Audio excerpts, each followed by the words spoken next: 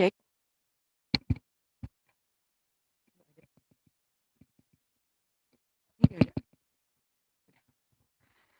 Oke, selamat pagi. Assalamualaikum warahmatullahi wabarakatuh. Dan salam sejahtera untuk kita semua. Semoga semuanya dalam keadaan sehat dan selalu patuh terhadap protokol kesehatan ya. Sebelumnya saya ucapkan selamat datang kepada para peserta webinar dengan tema Pembenah Tanah Organik dan Hayati untuk Peningkatan Kesuburan Tanah yang diselenggarakan oleh Pusat Penelitian Bioteknologi dan Bioindustri Indonesia. Perkenankan saya, Poppy Arisandi, pada kesempatan ini menjadi moderator dan akan memandu jalannya webinar pada pagi hari ini. Sebelumnya, pada hari ini, kita akan kedatangan dua narasumber yang merupakan peneliti dari Pusat Penelitian Bioteknologi dan Bioindustri Indonesia, di mana beliau sudah banyak sekali menghasilkan produk, terutama yang terkait dengan pupuk hayati dan pembenah tanah. Baik, sebelum mulai acara webinar pada pagi hari ini, mungkin saya mohon izin untuk membacakan tata tertib pelaksanaan webinar. Bisa ditayangkan ya? Oke. Untuk tata tertib pelaksanaan webinar, yang pertama, para peserta menggunakan username, nama, dan institusi saat bergabung dalam ruang Zoom. Yang kedua, peserta dimohon untuk berada dalam kondisi mute atau tidak mengaktifkan mikrofon saat kegiatan webinar berlangsung, kecuali dipersilakan oleh moderator. Kemudian yang ketiga, peserta wajib mengisi absensi melalui tautan yang ada di kolom chat. Yang keempat, untuk tata cara sesi diskusi, peserta dapat mengetikkan pertanyaan pada kolom chat selama narasumber menyampaikan materi. Dan nanti moderator akan membacakan beberapa pertanyaan yang akan ditanggapi oleh narasumber setelah penyampaian materi. Selanjutnya, peserta juga dapat dipersilahkan bertanya langsung kepada narasumber dengan menekan tombol raise hand saat dipersilahkan oleh moderator. Peserta di kanal YouTube juga dapat mengetikkan pertanyaan di kolom komentar. Untuk para peserta diharapkan dapat wajib bertanya karena nanti di akhir setiap sesi webinar akan dipilih satu peserta dengan pertanyaan terbaik yang akan dipilih oleh narasumber. Yang kelima, sesi pembicara utama webinar ditutup oleh moderator dengan foto bersama secara virtual atau screenshot. Seluruh peserta diharapkan dapat menyalakan videonya saat foto bersama. Untuk e-sertifikat dan e-materi, nanti akan dikirimkan melalui email peserta maksimal 14 hari setelah pelaksanaan webinar. Baik, tidak berlama-lama lagi, kita akan masuk ke sesi pertama. Di sini sudah ada narasumber pertama kita, yaitu Ibu Dr. Laksmita Primasanti. Selamat pagi, Ibu.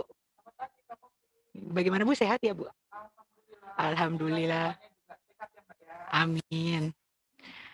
Baik Bu, saya mohon izin sebelum kita mulai sesi pertama, saya akan membacakan CV dari Ibu Laksmita terlebih dahulu ya. Baik, Dr. Laksmita Primasanti MSI merupakan Ketua Kelompok Peneliti Bioteknologi dari Pusat Penelitian Bioteknologi dan Bioindustri Indonesia. Materi yang akan disampaikan beliau pada kesempatan kali ini yaitu terkait aplikasi bioamelioran sebagai pembenahan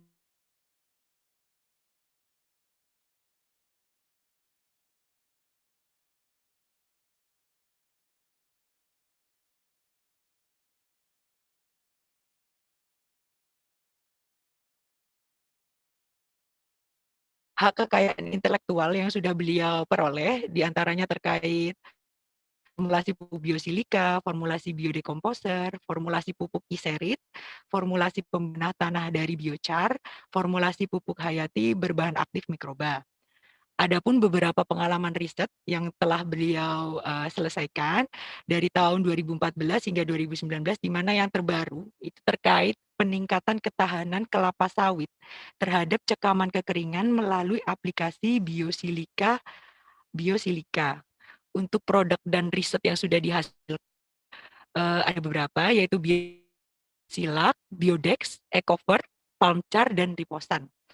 Baik, untuk mempersingkat waktu, saya akan kepada Ibu Dr. Lasmita untuk menyampaikan. Silakan. Popi. Assalamualaikum warahmatullahi wabarakatuh. Yang ini mudah-mudahan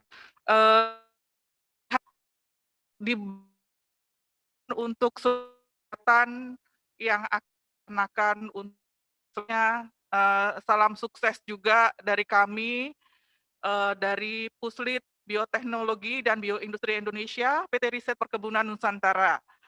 Pada pagi ini saya akan menyampaikan atau lebih tepatnya sih sharing ya, sharing pengalaman dari apa yang telah tim kami lakukan di Puslit Bioteknologi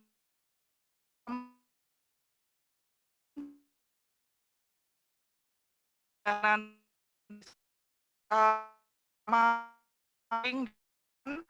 untuk kita sama-sama juga menuju kesuksesan bersama. Amin. Silakan Mas untuk share slide-nya. Nah, dalam kesempatan ini saya memberikan topik untuk diskusi kita.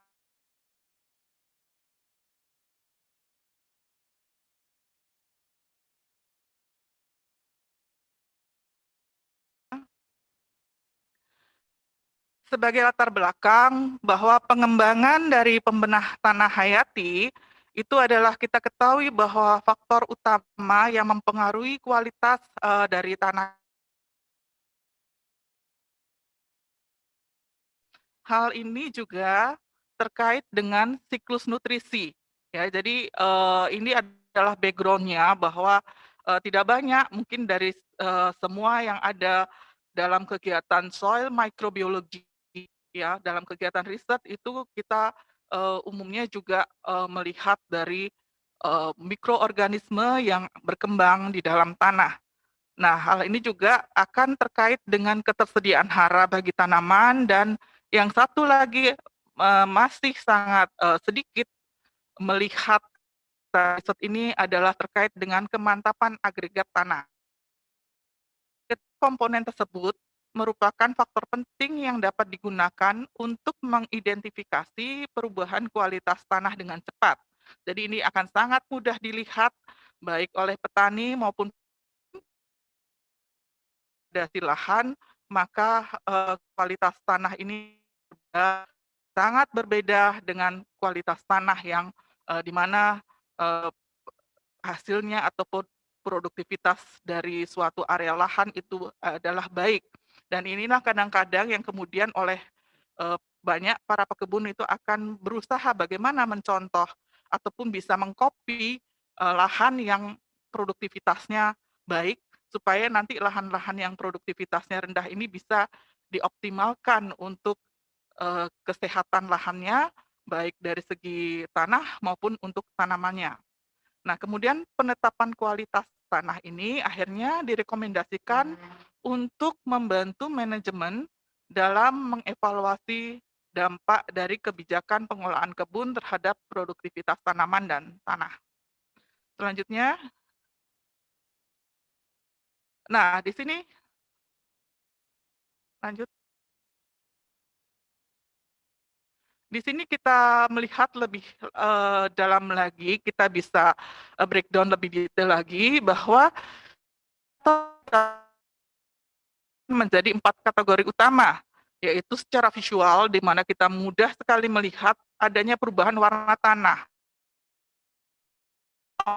Atau kemudian banyak sekali ya, ini apalagi saat ini musim hujan ya, itu biasanya banyak sekali kejadian-kejadian tanah longsor, dan kemudian juga yang terlihat adalah respon tanaman.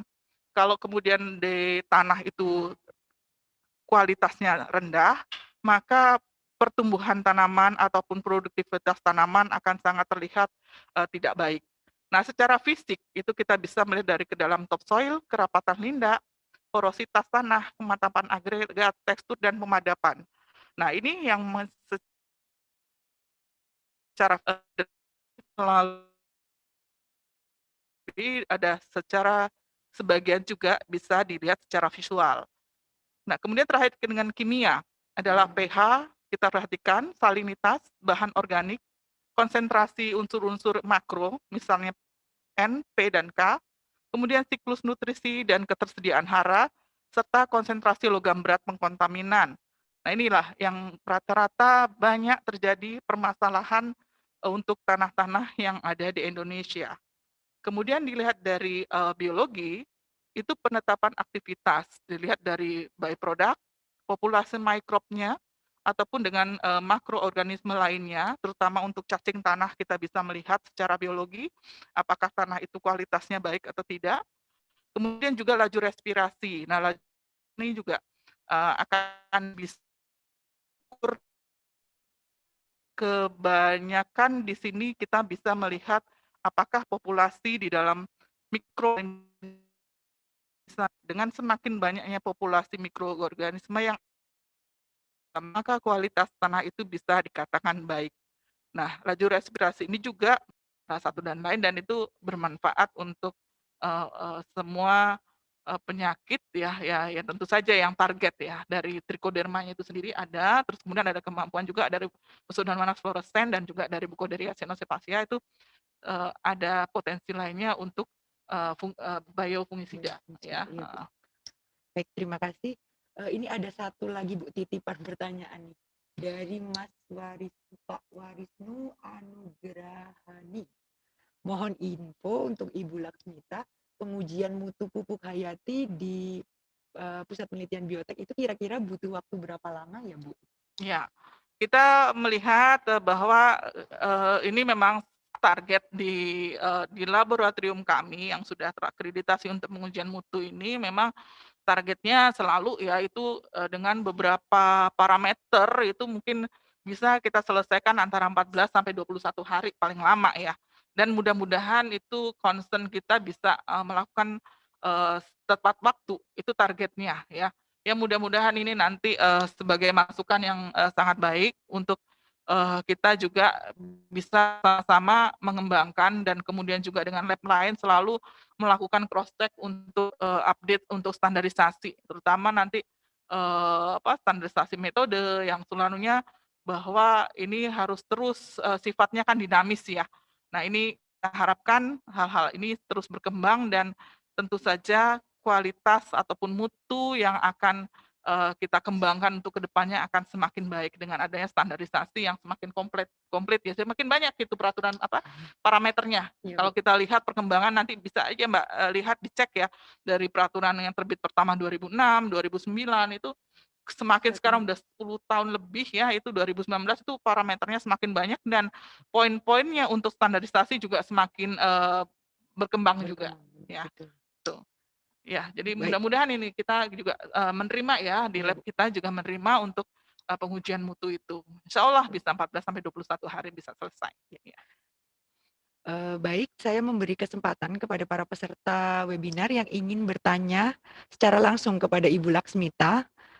bisa menggunakan fitur raise hand. Mungkin bisa dipersilahkan untuk yang ingin bertanya. Apakah sudah ada yang ingin bertanya langsung?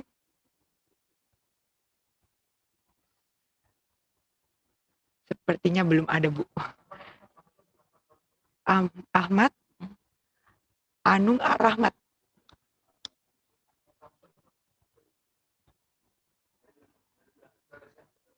Bapak Ahmad Samsun. Iya. Kepada Bapak Ahmad Samsun, ya, monggo Pak, dipersilakan open mic ya. Assalamualaikum warahmatullahi wabarakatuh. Waalaikumsalam warahmatullahi wabarakatuh, Pak. Sangat menarik sekali, Bu, materinya. Yang saya akan tanyakan, Bu, saya dari KP Taman Buko, Bu. Oh iya.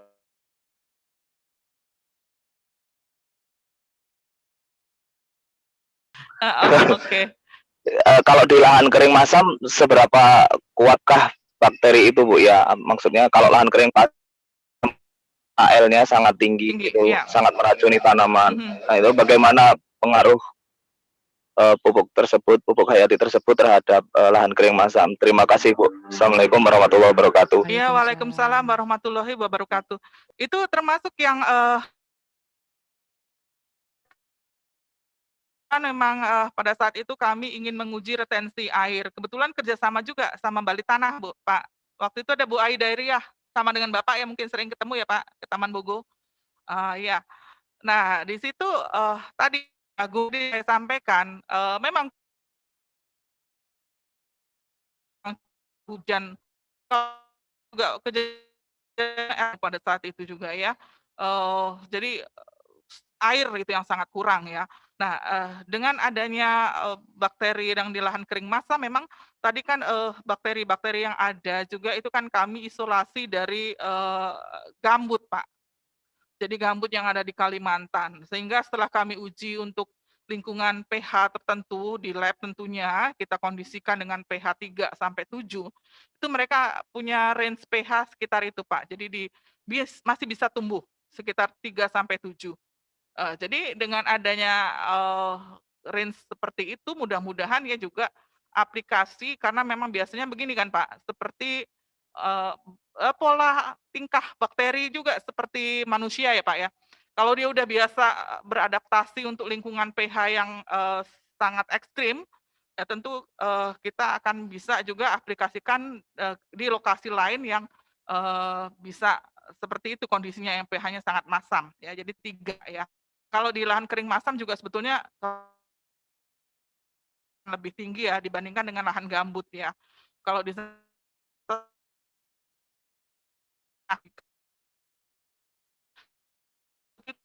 3,2. Mudah-mudahan kalau dia sudah terbiasa beradaptasi di lingkungan yang ekstrim, ditempatkan di lingkungan lain pun dia tidak masalah ya. Kecuali kalau dia sudah biasa enak, pH-nya sudah biasa, udah lama mapan misalnya di 5 atau 6 gitu, kita aplikasikan ke lahan yang sangat masam pH-nya, ya tentu saja itu tidak akan bisa bertahan lama. Jadi adaptasinya untuk bakteri itu sangat baik. Kadang-kadang apa-apa gitu, bahwa sebetulnya bakteri itu lebih cerdas dari manusia ya dalam hal segi adaptasi ya. Nah itulah yang penting kan mereka bagaimana bisa bertahan hidup untuk bisa mencukupi kebutuhan nutrisinya untuk perkembangan mereka, untuk menurunkan keturunan mereka ya. Jadi itu Pak, ya ini sekedar ininya saja ya, perbandingannya ya karena tadi makanya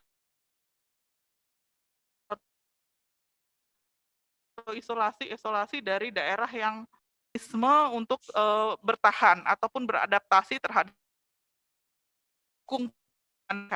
Nah, dengan salah satu caranya adalah mengeluarkan eksopolisakarida itu tadi, Bu.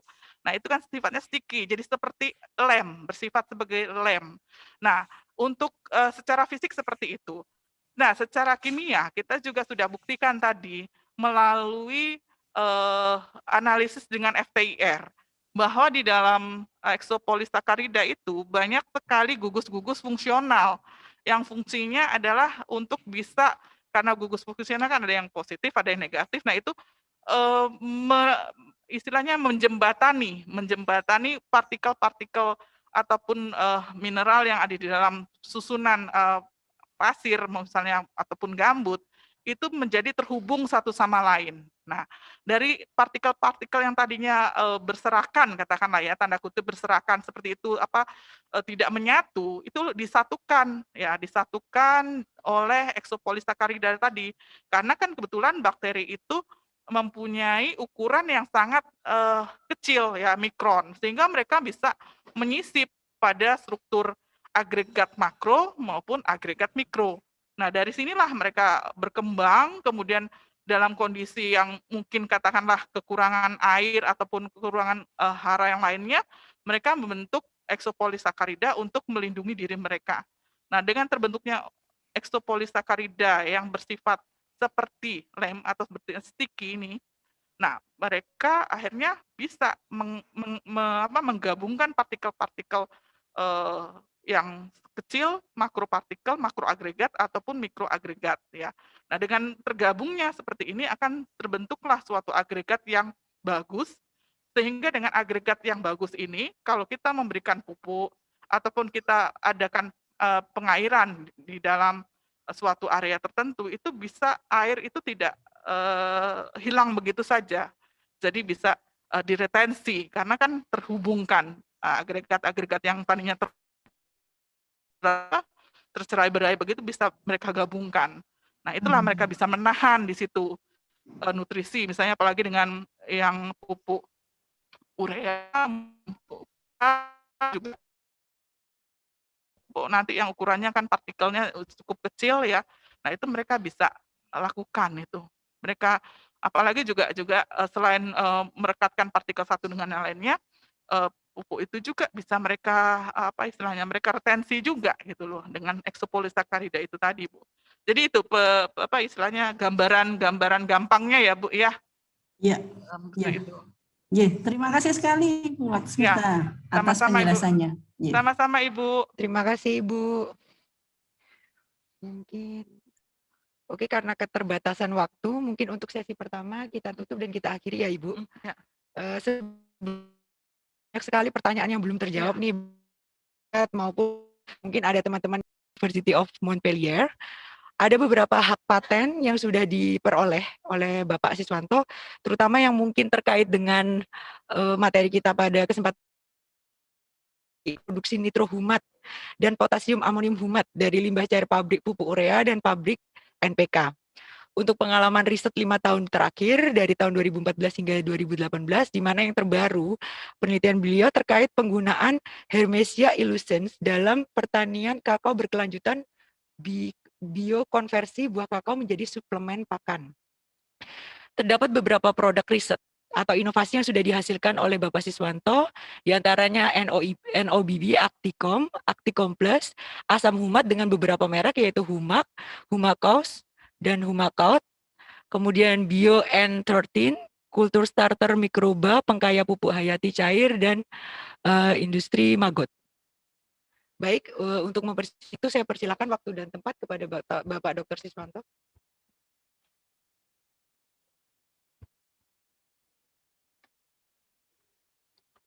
Baik, terima kasih Mbak Popi, Ibu-ibu, Bapak-bapak, Saudara. Selamat pagi, Assalamualaikum warahmatullahi wabarakatuh. Waalaikumsalam. Materi yang akan kami sampaikan pada webinar pagi ini dengan judul Humat sebagai Pembenah Tanah Organik. Lanjut. Apakah humat itu? Humat itu adalah humus yang terbentuk sebagai hasil perombakan bahan organik secara biologis dalam hitungan beberapa minggu, atau ribuan tahun, bahkan jutaan tahun yang lalu. Lanjut. Ya. Ini adalah model struktur asam humat dan fulfat menurut Anders Stephenson tahun 82, bahwa asam humat itu adalah senyawa kompleks makromolekul aromatik mengandung asam amino. Balik dulu. Mengandung asam amino, gula amino, peptida, senyawa alifatik yang saling terikat. klik bawahnya gimana? Ya, terus. Humic komposisi dan karakteristik dari humic substance itu, humic substance itu ada 3 bagian, yaitu fulvic acid, humic acid, dan humin. Jadi kalau kita lihat di sini, nggak jalan ya, untuk mouse-nya. Ya, dari kita lihat dari warnanya, fulvic acid lebih warnanya kekuningan, kecoklatan, terus kemudian humic acid lebih coklat gelap sampai ke kehitaman, dan humin warnanya hitam. Jadi yang tulisan di bawah itu adalah semakin ke kanan intensitas warnanya semakin meningkat, kemudian tingkat polimerisasinya semakin meningkat, berat molekulnya dari 2000 sampai 300, lebih dari 300.000 semakin meningkat, kandungan karbonnya semakin meningkat, tapi kandungan oksigennya semakin berkurang, dan seterusnya. Itu perbedaan antara fulvic acid, humic acid, dan humin gitu ya. Terus, nah, bagaimana tren pasar asam humat dunia? Ini saya dapatkan datanya bahwa tren pasar humat dunia meningkat dari tahun 2013 sampai ke depannya tahun 2024 itu akan terus meningkat terus kebutuhan asam humat di pasar dunia. Konsumsi terbesar adalah untuk pertanian, untuk hortikultura, dan juga humat ternyata juga bisa digunakan untuk suplemen pakan ternak dan bioremediasi maupun aplikasi yang lainnya. Nah, ini tren pasar dunia. Ini nggak bisa untuk nggak kelihatan ya. Oke, jadi penggunaannya macam-macam di sini untuk agriculture, hortikultura, terus suplemen dan lain-lain. Nah, gambar yang sebelah kanan di bawah itu aplikasi humat di pertanian. Itu kalau dikelompokkan sebagian besar diaplikasikan dalam foliar, artinya disemprotkan di daun, kemudian diaplikasikan di tanah sebagai pembenah tanah, dan asam humat juga bisa digunakan untuk seed coating atau seed priming. Lanjut. Nah, ini contoh beberapa produk. Ternyata asam humat ini juga digunakan untuk suplemen pakan ternak seperti sapi, unggas, ikan, dan udang. Jadi pada peran dari asam humat untuk feed suplemen, terutama di pakan ternak ini, misalnya pada ternak sapi, mungkin teman-teman yang di bidang peternakan mungkin lebih tahu ini ya. Jadi humic acid feed additive ini meningkatkan digesti dari pencernaan, kemudian meningkatkan absorpsi daripada nutrien, tentunya akan meningkatkan produksi dan kualitas dari pupuk kandangnya. Katanya tidak berbau gitu loh. Ini jadi beberapa produk asam humat yang bisa digunakan sebagai feed suplemen, bisa dicampurkan di pakan atau bisa juga dicampurkan di air minumnya, baik untuk sapi, unggas, ikan, dan udang. Lanjut. Nah, ini yang menarik, bahwa asam humat ternyata bisa digunakan untuk kesehatan. Cuma di Indonesia saya rasa saya belum menemukan itu nih di produk dari luar. Jadi ternyata asam humat ini bisa juga diminum, kemudian langsung. Terus kemudian, nah ini penggunaan asam humat sebelum dan setelah. Ternyata asam humat itu bisa sebagai bahan aktif untuk sampo. Jadi, nah ini sebelum dan 2 bulan setelah menggunakan sampo dari fulvic acid gitu. Kenapa kita perlu asam humat? Karena di asam humat itu mengandung mineral-mineral yang esensial yang juga diperlukan untuk kesehatan tubuh manusia, baik untuk perkembangan tulang, kemudian untuk mata, hati, kemudian digestif, pencernaan dan juga kesehatan mental. Gitu. Jadi mineral-mineral yang ada di dalam asam humat ini juga akan bekerja bersama-sama dengan vitamin-vitamin lain dan enzim yang tentunya akan memberikan reaksi kimia yang penting di dalam tubuh kita. Karena bidang kami terutama di bidang pertanian, terus terang saya belum pernah memperdalam tentang penggunaan humat untuk keperluan kesehatan. Lanjut. Nah, saya berikutnya akan lebih banyak menyampaikan di sini sharing pengalaman yang kami peroleh, terutama peran asam humat terhadap bidang pertanian, yaitu sebagai pembenah tanah untuk meningkatkan kesuburan tanah dan efeknya terhadap pertumbuhan tanaman. Kita tahu bahwa tanah itu terdiri dari bahan organik tanah, bahan anorganik, dan juga di dalam tanah tentunya banyak terdapat mikroorganisme yang berperan untuk kesuburan tanah. Nah, bahan organik tanah ini yang disebut dengan humic substance, bahan humus, kemudian yang intermediate product yang sedang mengalami humifikasinya. Nah, humic substance itu tadi itu komposisinya adalah ada humic acid, sulfuric acid, dan humin. Nah, ini yang gambar sebelah kanan ini adalah terbentuknya asam humat pada proses pengomposan. Sebagai contoh, bahan organik itu oleh kontribusi mikroba dalam pengomposan tentunya tergantung dari bahan bakunya, kemudian ada tidaknya aditif kompos, CN rasio, pH, temperatur, dan partikel size, moisture, oksigen, dan lain-lain. Ini akan mempengaruhi dalam proses pengomposan, maka akan terbentuk juga humic substance, kemudian senyawa yang berat molekul rendah. Nah, humic substance tadi yang humic sulfit dan humin ini akan berfungsi kalau kompos ini diaplikasikan di tanah, tentunya akan meningkatkan pertumbuhan, kemudian juga meningkatkan retensi terhadap air, sehingga paling tidak juga berpengaruh terhadap stres kekeringan, mengurangi stres kekeringan, kemudian retensi terhadap hara yang ada di dalam tanah, dan juga bisa mengurangi penyakit yang ada di dalam tanah. Ini peran asam humat, masih lanjutannya bahwa asam humat terhadap pertumbuhan tanaman fisik, kimia maupun cara fisiknya, meningkatkan water holding capacity, meningkatkan areasi tanah,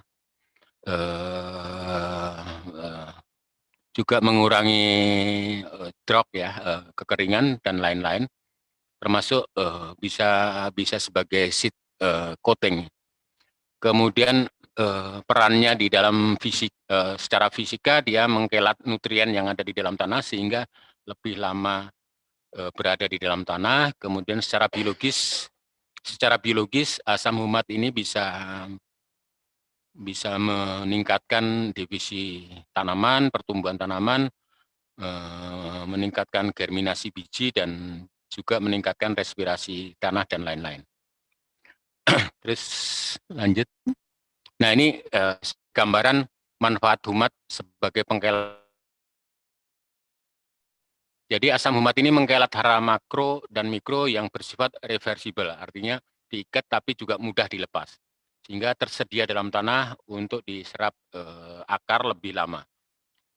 Gambar yang sebelah kiri ini adalah gambaran bahwa tanah yang rendah bahan organiknya, sedangkan yang sebelah kanan ini adalah tanah yang ditambah gambut. Jadi yang tanah yang tidak diberikan humat, tanpa humat di sini, yang sebelah kanan ini tanah yang ditambah humat. Jadi kita lihat bahwa hara makro atau mikro yang kita aplikasikan di dalam tanah itu akan cepat lolos, akan leaching atau terdilusi pada kondisi demikian. Nah, dengan adanya tambahan humat, itu maka partikel tanah ini akan terselimuti, jadi yang warnanya coklat ini sebagai gambaran bahwa humat itu akan menyelimuti partikel tanah, sehingga akan bermuatan lebih negatif partikel tanah itu. Dengan demikian dia akan hara-hara makro atau mikro yang ada di dalam tanah atau yang kita aplikasikan di dalam tanah akan terikat di partikel tanah lebih lama, sehingga lebih lama tersedia untuk diserap oleh akar. Lanjut. Nah, bagaimana asam humat bekerja? Ini karena humat itu mengandung banyak gugus kimia yang bermanfaat seperti karboksil dan fenolik. Kemudian gugus kimia tersebut merupakan partikel yang bermuatan negatif, menjadikan humat sangat efektif sebagai pengelat hara makro dan mikro serta molekul air. Reaksi tersebut akan meningkatkan kation etching capacity dan water holding capacity tanah. Dengan meningkatkan CEC tanah, maka asam humat akan meningkatkan kemampuan partikel tanah untuk mengikat lebih banyak dan lebih ramah hara-hara tanaman dan mempertahankan kelembapan tanah terjaga sehingga mengefisienkan pemupukan. Jadi kembali lagi bahwa humat itu bukan sebagai pengganti pupuk, tapi jika diaplikasikan akan lebih mengefisienkan pemupukan. Terus meningkatnya penetrasi dan retensi hara makro mikro pada subsoil sehingga mengurangi leaching. Nah, ini peran inilah yang dikatakan dapat mengefisienkan pemupukan. Hal tersebut di atas akan memperbaiki sifat fisik, kimia, dan biologi tanah sehingga meningkatkan pertumbuhan akar dan ketahanan terhadap penyakit. Nah, ini sebagai gambaran kondisi yang ada di dalam tanah. Di sini yang biru ini air, kemudian humic acid yang warna merah, kemudian ini udara tanah yang warna putih, kemudian partikel tanah yang warna coklat. Jadi asam humat ini akan menempel pada partikel tanah. Nah, kalau di zoom, diperbesar di sini, jadi ini partikel tanah, kemudian hara-hara ini akan menempel pada partikel tanah karena apa? Karena bermuatan lebih negatif. Jadi Zn, Ca, K, Mg, dan seterusnya, dan P ini menempel pada partikel tanah. Nah, kemudian akar di sini, ini adalah akar, ini akan mengeluarkan ion H+, dan kemudian nanti akan terjadi pertukaran ion antara ion H+ dengan ion dari Ca atau Mg yang menempel pada partikel tanah. Demikian mekanisme peserapan dari hara makro dan mikro yang dipermudah oleh aplikasi humat di dalam tanah. Jadi ini juga gambaran mengenai peran humat dalam penyerapan hara di dalam tanah. Terus kemudian humat itu juga sebagai penyeimbang pH di dalam tanah. Lanjut. Nah, ini produk asam humat dari kantor kami, Pusat Penelitian Bioteknologi dan Bioindustri Indonesia. Ini yang humat cair, kita juga memproduksi humat padat, dan di dalam produk kita itu ada plusnya, kita menambahkan seaweed extract. Terus ini produk asam humat, kebetulan rekanan pihak ketiga kita ada beberapa, jadi atas permintaan tertentu ini ada beberapa merek yang tentunya ada perbedaan komposisi dari masing-masing merek itu sendiri sesuai dengan permintaan user atau pihak ketiga yang memasarkan produk itu. Lanjut. Nah, ini sebagai gambaran bahwa humat kita memang selama ini lebih banyak produk kita sudah terjual ke PTPN ya, baik untuk tanaman sawit, tanaman tebu, tanaman karet terutama. Lanjut. Nah, ini tentunya karena kami adalah peneliti lembaga riset di biotek ini, tentunya tidak hanya berhenti sampai ke produksi, kita akan lakukan terus inovasi teknologi, terutama varian-varian produk dari pupuk berbasis humat. baik yang cair maupun yang padat. Kami juga akan kembangkan misalnya humat mikro, artinya humat yang dikombinasi dengan pupuk mikro dan lain-lain. Lanjut. Nah, pemanfaatan humat itu untuk lahan pertanian, satu sebagai pembenah tanah, yaitu aplikasinya disiramkan atau disemprotkan di tanah. Kemudian juga bisa sebagai biostimulan atau pupuk cair, yaitu diaplikasikan atau disemprotkan pada tanaman. Dan juga bisa sebagai seed coating atau seed coating atau seed framing yang bisa mempercepat pertumbuhan benih dan juga meningkatkan jumlah dan panjang akar. Sebelumnya, ya, ini manfaat lain humat untuk pabrik pupuk. Di pabrik pupuk sebetulnya humat itu bisa digunakan untuk produksi urea humat atau urea black gold, atau kuting pupuk NPK dan pupuk organik, juga pengganti pewarna sintetik pupuk urea bersubsidi. Lanjut. Nah, ini kalau humat sebagai pengganti pewarna sintetik pupuk urea bersubsidi, ini perbandingannya, ini spesifikasi produk.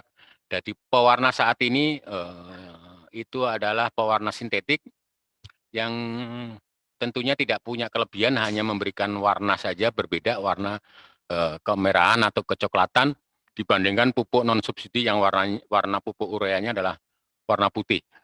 Nah, sebetulnya pewarna sintetik ini itu bisa digantikan dengan humat. Jadi tentu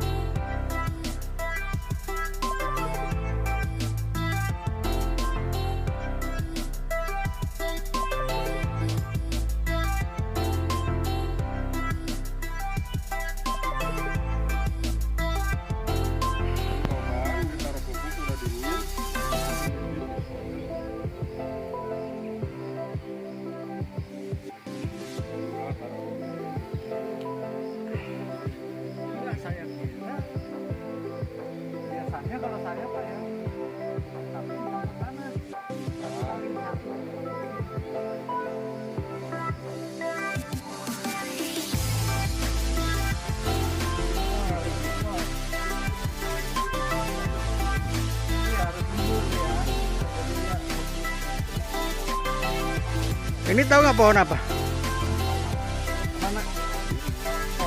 Oh, dia tahu. Berarti benar suka tanaman. Malah saya ini, saya cabut-cabutin. Kembangnya kan laku. Kembangnya laku buat masak. Itu deh yang di sebelah CT kan. Gua habisin sekarang.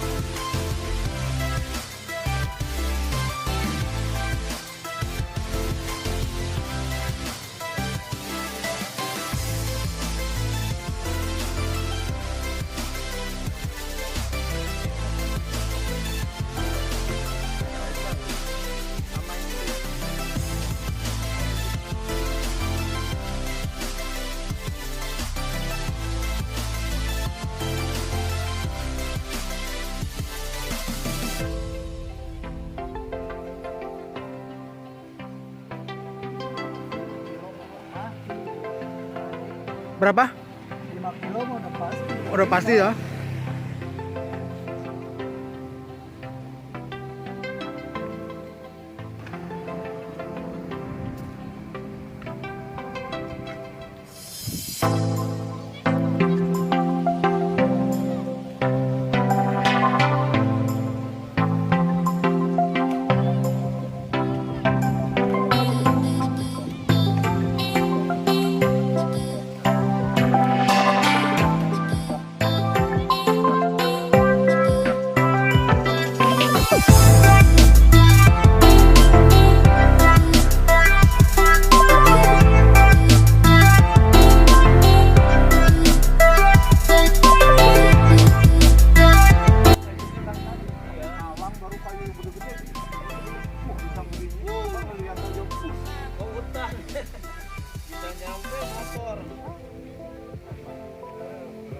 Berani gitu ya. Sudah biasa.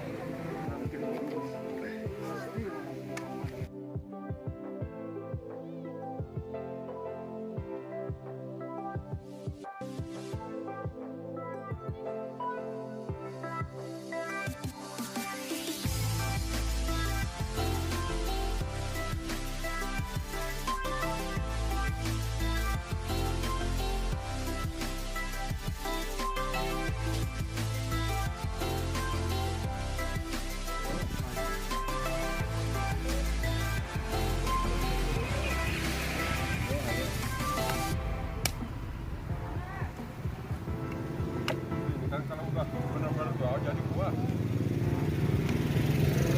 Tahun aja ya, udah gede lagi.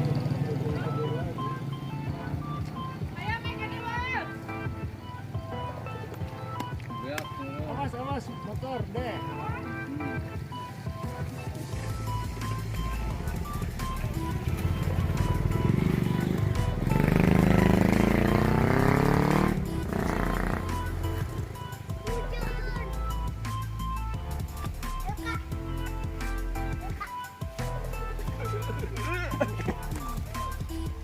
Ada 20 kilo, Pak.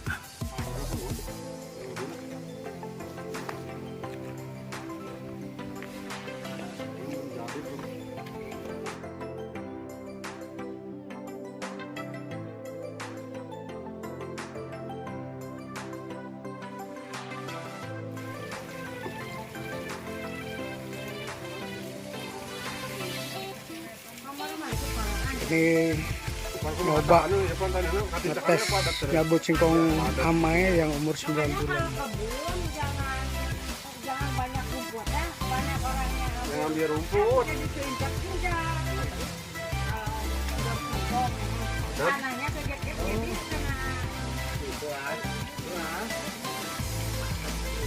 harus bersih.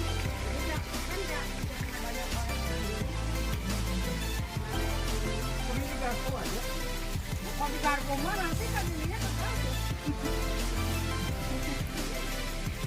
Buat tidak busuk. Capek. Baik dulu bisa nggak ya? Nanti dipindahin rumah mulu. Iya.